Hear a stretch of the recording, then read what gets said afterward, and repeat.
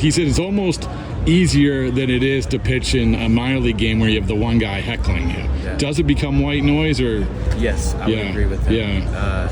I think what people need to understand is the white, like, you see people, you hear people. It's not that like, oh, I'm out there and it's just like clear mechanism. Oh, well, that's one of my favorite. Yeah. That's not what happens. Yeah. At least not for me. Yeah.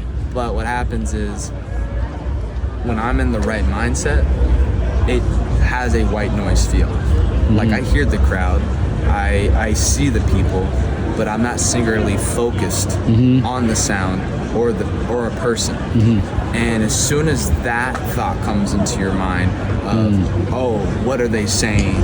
Or, oh, I see somebody and I'm like singled them out with my eyes on the mound, then you are in a bad mind place. Like, you're in a place where you don't necessarily have the best chance to be successful. And when you're on, like Zach has mentioned, there is that white noise. I'm staring into the crowd, but I'm not singularly focused on anybody. I'm not focused on the sound of anything, but I hear it. I'm taking it in tune with yourself and at the task at hand. And everything else is just, you're just floating through time, and all of it is just like,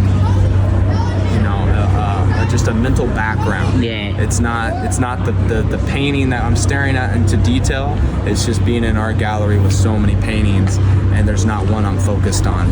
But I know where I'm at, I know what's in there, and I see through my peripherals and everything. But all I'm focused on is just where my feet are going.